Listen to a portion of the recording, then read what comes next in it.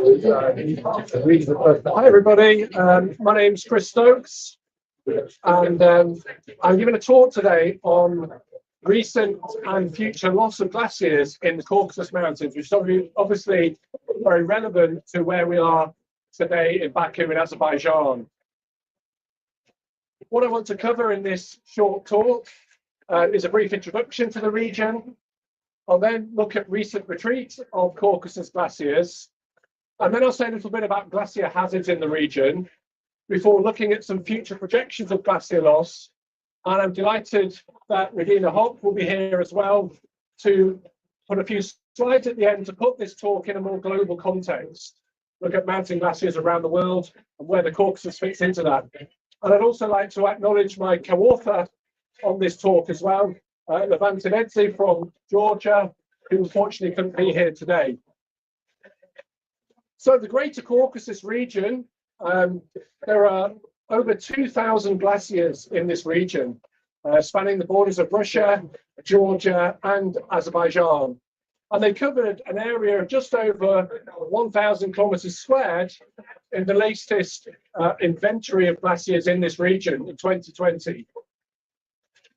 Glacier runoff is a really important water resource in this region. It's used for agriculture, it's used for hydropower generation, and it's particularly important during seasonal droughts when the glaciers are melting. They're keeping the rivers topped up.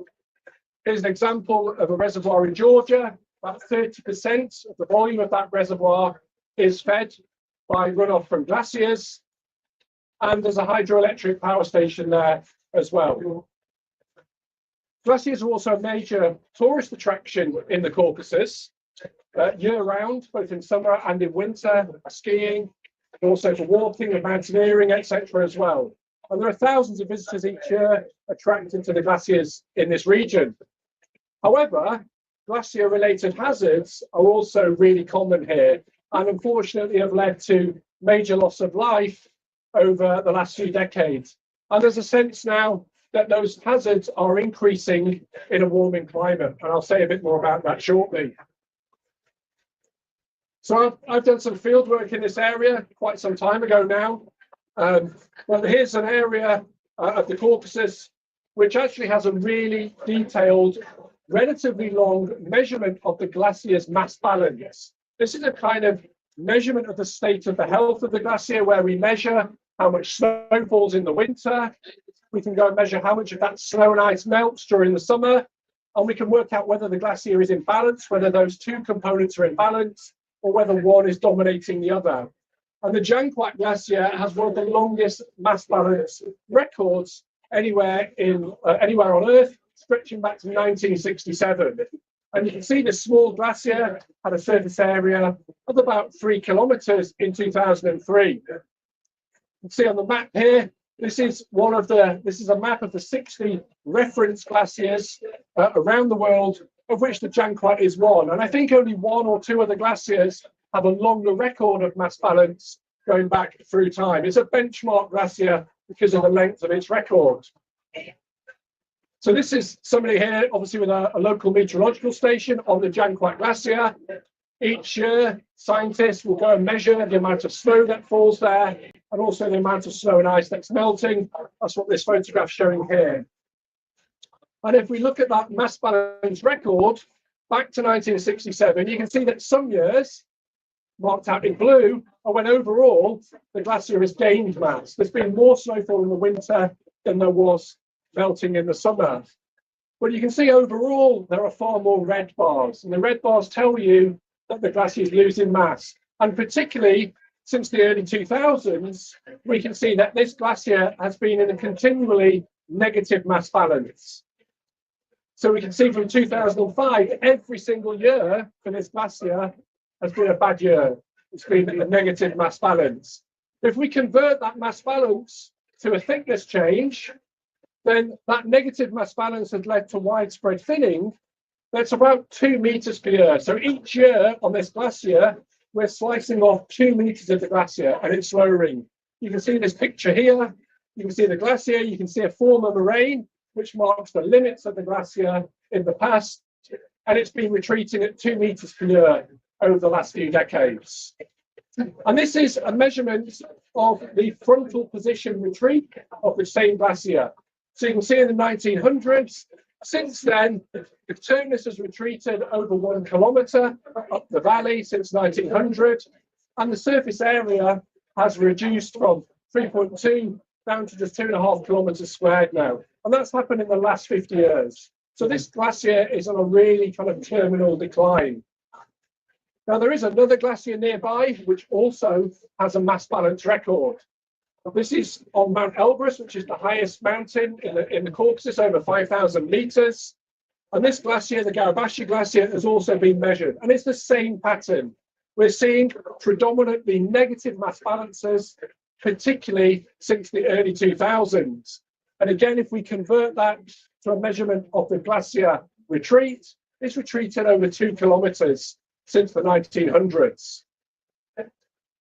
Now, glacier retreat is just one measure of the kind of health of a glacier. What's also been done in the Caucasus is that people have been measuring the river flowing from these glaciers, the runoff from these glaciers. And the reduction in glacier area has already started to lead to a decrease in runoff. There's been a 42% decline in river flow from this glacier compared to the 1970s. So we often talk in different mountain ranges around the world that we're going to reach peak water. You've got glaciers in a mountain range. If you melt them rapidly, you'll get a peak in water, but then as they shrink in area, you'll pass peak water and you'll start to see more droughts. You'll see an earlier peak in the summer and then you'll see more droughts. But over long term, you start reducing the contribution that glaciers are making to these rivers. And there was a paper published quite recently suggesting that we've passed the peak water in the Caucasus. The reduction has been so great that actually river flows in mid to late summer are now lower than they were at other times in the past. This is just showing you measurements of river flow from the Janquat Glacier. The blue bars are showing you the river flow in the 1970s, and you've just got the summer months, June, July, August, September, and you can see late July, August was the peak in meltwater runoff. But compare the blue bars to those in brown or orange, and you can see that actually in the last decade, particularly in August and late July, when we would expect glaciers to be contributing and topping up the rivers during the drier summer, because the glaciers are so much smaller now, we're not seeing that increase in flow. So the runoff has decreased in late summer. In parts of the world, we don't think we've reached this point yet, but here in the Caucasus, we definitely do. So there's been a shift in the hydrograph from the peak in melting comes slightly earlier in the summer. So you can see now in the 2010s, the peak in runoff is about middle of July, whereas it used to be towards middle of August or late August. And now it's happening much earlier in the season. So the latest measurements of all of the glaciers in the Caucasus show that they've lost about 23% of their area in the last couple of decades. That's pretty long. That's one of the highest rates anywhere worldwide. Azerbaijan, of course, the host country of COP, has lost 76.5% of its relatively small glacier area. 10 glaciers have disappeared. So you see these numbers here. They've lost overall 23%. So almost a quarter of the glacier area has been lost in just the last 20 years. And in Azerbaijan, over three quarters of the glacier area has been lost in the last 20 years. If we convert that to a rate of shrinkage, you can see very clearly, if we plot the decades over time, glaciers in the Caucasus are now losing about 2% of their area per year. And if we look at some of the meteorological data, the climate records, this has been linked with a warming of about 1 degree and winter precipitation decreasing. So there's a kind of double whammy here for these glaciers. Not only is it getting warmer, but they're also receiving less snowfall. If we put the Caucasus, if we put that shrinkage rate in a global context, it's the second highest rate of mass loss relative to their total ice volume anywhere on Earth. So you can see here, these are the different regions, and you can see that the Caucasus here is second only to low latitude glaciers in terms of the specific rate of mass loss through time. It's a relatively small sea level contribution. It's negligible, but actually it's one of the fastest rates of mass loss anywhere on the planet. And you can see that some of the glaciers are on the global glacier casualty list. This is a website that's been set up recently where you can look at documentary evidence of glacier shrinkage. This is one of them, which is now on the critically endangered list and the global glacier casualty list. And you can see that these are glaciers that are likely to disappear in the next few decades, certainly by mid-century towards the end of century. And you know, this is an example of a historical photograph of one of the glaciers in Georgia. Hopefully, if this plays. This was a photograph taken in 1884 of some of the pioneers of Georgian glaciology.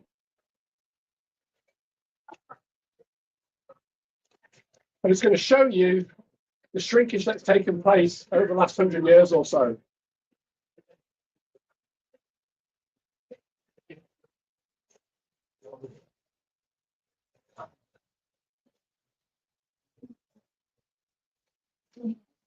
So that's just a really nice illustration of the rapidity of retreats.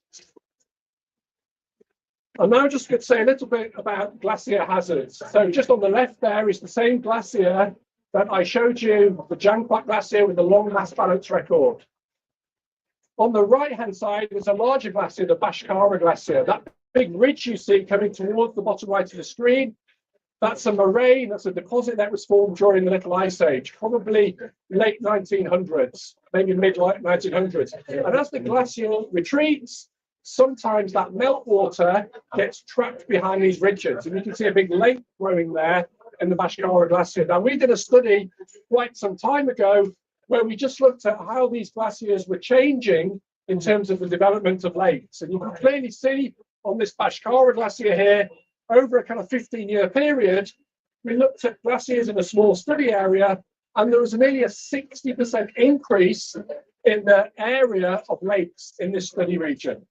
So we know in the Caucasus, not only are the glaciers retreating, but these large lakes are forming in front of the glaciers. And there was actually a glacial lake outburst flood from this glacier a few years ago. You can see a hazard map, bottom right. There is some infrastructure further down the valley, hotels, other tourist attractions. And this was a relatively small outburst that didn't do too much damage, but these lakes are regrowing again, and they're growing larger this time because the glacier has retreated further. And so we would expect that these lakes might drain again in the future, and next time we may not be so lucky. It's not just glacial lakes that are forming.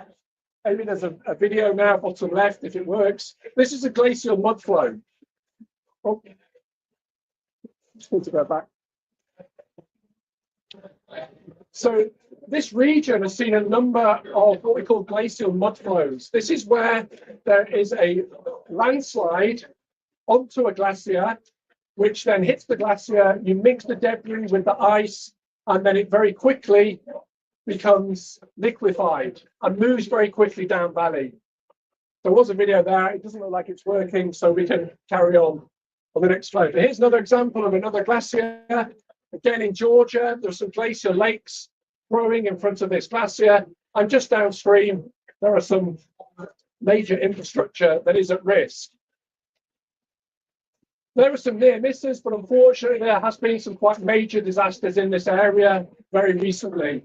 In September 2002, there was a major debris flow. You might be able to see on the right-hand side there, there's a valley that's been filled with debris. And again, this was a landslide from a mountainside onto a glacier, which then led to a large debris flow down the valley.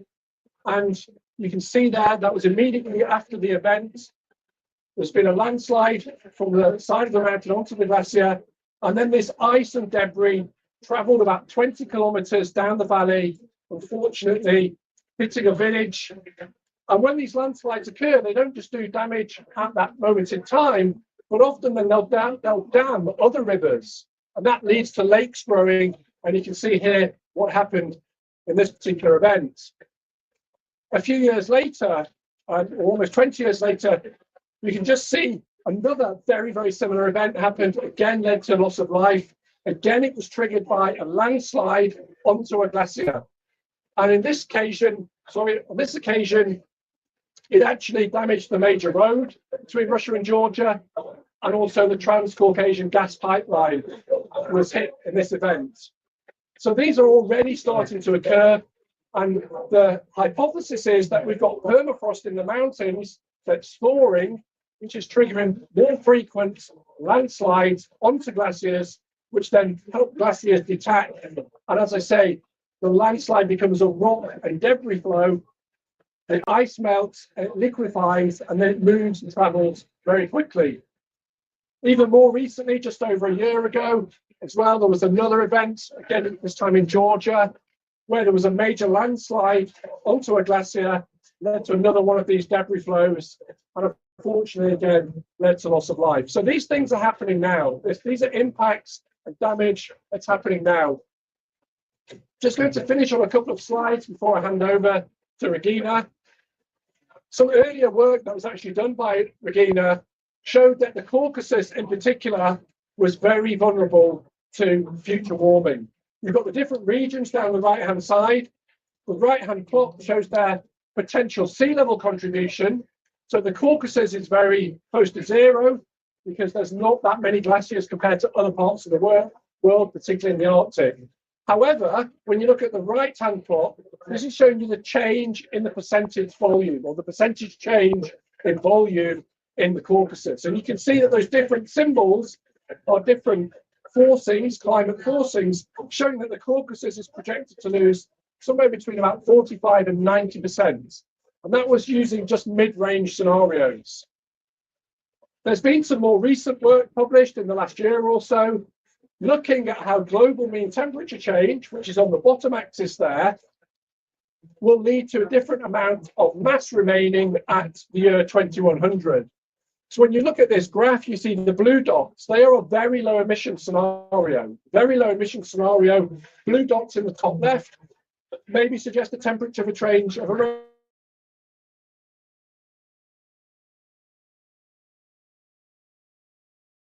80% of global glacier mass remaining.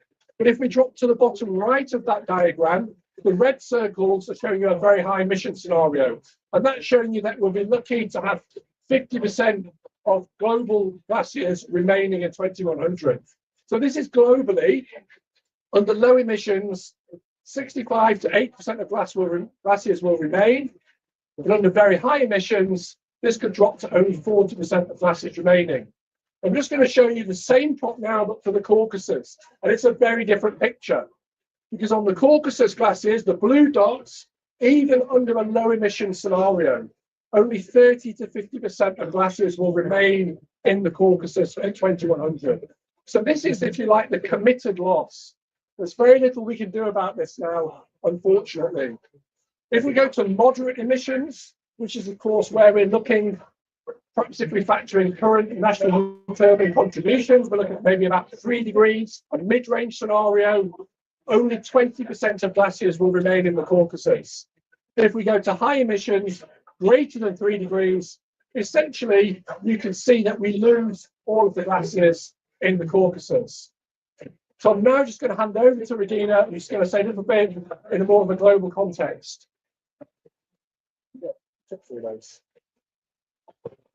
Okay, thank you very much. So I just want to put the Caucasus region in a global context. We just saw this figure here. On the right-hand side, the lower plot shows what Chris just showed. What you see is how much mass is remaining as a function of global mean temperature increase. And you see in all regions, there's of course a decrease in remaining mass as the temperature goes up. So one means 100% mass with no temperature change, and then temperature change from 1 to 3 up to 7 degrees above above industrial, pre-industrial by 2100. So what we see for the regions with a lot of ice, like in the Arctic, like the Canadian Arctic or Russian Arctic. We also see this decrease, but it's essentially a linear relationship between ice remaining and temperature increase. So every degree here matters. But for the regions with relatively little ice, we see a nonlinear relationship. And so we see a very, very strong decrease between 1, 2, or up to 2.5 degrees, but then very little change for higher temperatures. And that is simply because then the glaciers are essentially gone. So that's why, so we see really it's very, very sensitive in this range between 1 and 2 degrees. Yeah. We also looked here how much global and regional mass loss is committed under policy relevant global warming scenarios. Committed means we want a temperature scenario like plus 1.5 degrees, plus 2 degrees, and so on for hundreds of thousands of years. The glaciers always have a delay when they respond to climate change. So even if the climate does not change anymore, the glaciers will continue to retreat and lose mass. And this is what we are looking at. Where do they end up if you just continue a constant climate? This is what you see here, how much mass is committed, how much mass loss for 1.2 degrees C, which is essentially continuing current climate conditions. Each circle, the blue, tells you how much mass is lost. If the circle is completely blue, 100% is lost. You see in all regions, a substantial amount is lost even without any further climate change. On a global scale, we see about 40% of mass is lost without any further climate change. But huge regional differences. In the Canadian Arctic, in the south, 80% of the mass is lost. It's committed mass loss, not realized yet, but eventually, without any climate change, 80% of the mass is lost. In here in South Asia West, only 5%. And to put here the Caucasus in here, it's about 23%. So for 1.5 degrees, so current climate conditions, it's not as bad. Still 3/4 of the mass is preserved. But if we increase to 1.5 degrees, only a small difference from 1.2 to 1.5 degrees, it goes from 23% mass loss to 45%, and very comparable to the global. Plus 2 degrees is almost 60% mass loss in the Caucasus, also very similar to the global. And plus 3 degrees, so 2.7 is the trajectory we're on, we lose here almost 90% of the mass in the Caucasus. So huge differences here for 1.2 degrees, 1.5 degrees, or 2 degrees, 3 degrees above pre-industrial. So it's really every increment of temperature increase matters here for the global and the regional mass loss. Thank you very much.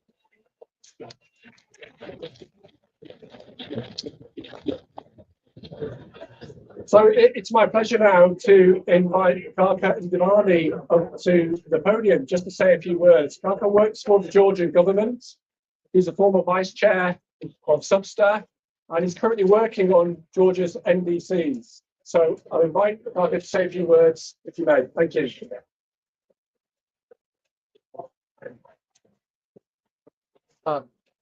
Hello, everybody. Thank you very much for having me here with you. Just after this really fantastic presentation that supports Georgia's decision-making process, I'd like to share with you the political perspective on this aspect, such as the glaciers, and which is clearly linked with the NDC preparation. What we do now on the country, with the third generation of NDCs, mostly takes the approach to involve all stakeholders of the country.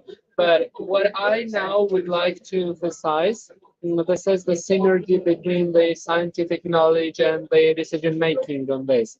So it was revealed under the group discussions that the several sectors would receive more attention with regards to the melting processes we have in the Great Caucasus region. First, the most vulnerable sector that we have to address, and I hope somehow we will manage to have this wording for agriculture sector. Another area where we see the glaciers will take place is related to the adaptation and the most vulnerable groups to be supported during the implementation period of the third generation of NDC.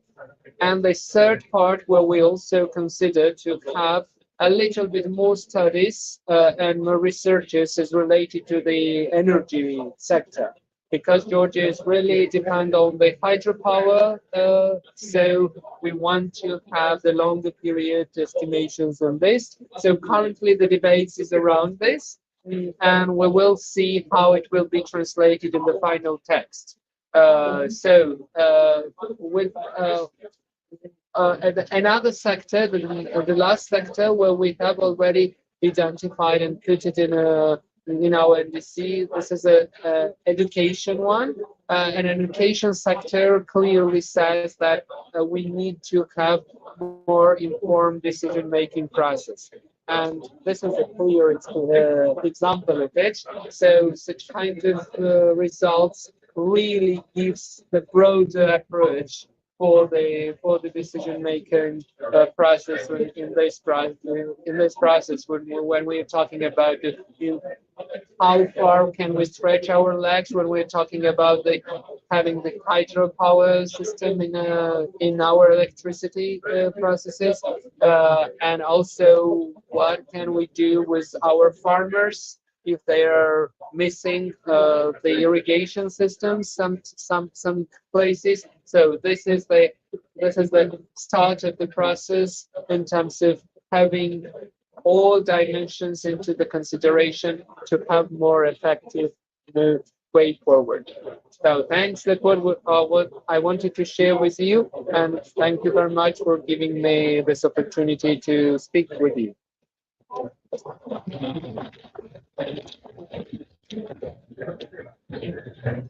Thanks very much. That's great. We have some time now if anybody has any questions about any of the presentations.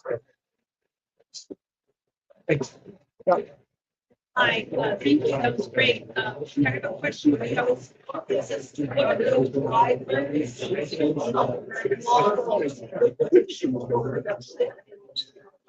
Just curious how yeah. We use the IPC climate models. In our glacier models, most of them are a function of temperature and precipitation. Some others also do energy balance, but mostly temperature precipitation. What we've seen is really the main driver of the glacier changes is temperature change. It is only a little offset by increases in precipitation or snowfall. Main driver is temperature increase. And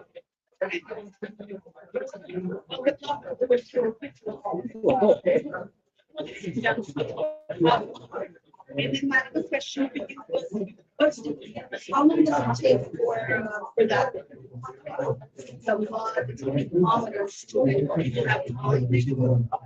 No, those mudslides usually happen in a matter of minutes to hour, to within an hour. Yeah. They travel at a really high velocity. Yeah. They're effectively like avalanches. They liquefy very quickly and they move. So there's very little warning. But I do think there's going to have to be a move in several of these valleys to look at early warning systems. Part of the problem with the Caucasus as well, of course, is that it's seismically active. That means there can be earthquakes, which can actually help trigger these landslides onto the glacier and can cause these events. So we can't say that individual events are caused by climate change, but we are seeing in this region an increased frequency of lakes growing and lake outbursts and slope instabilities.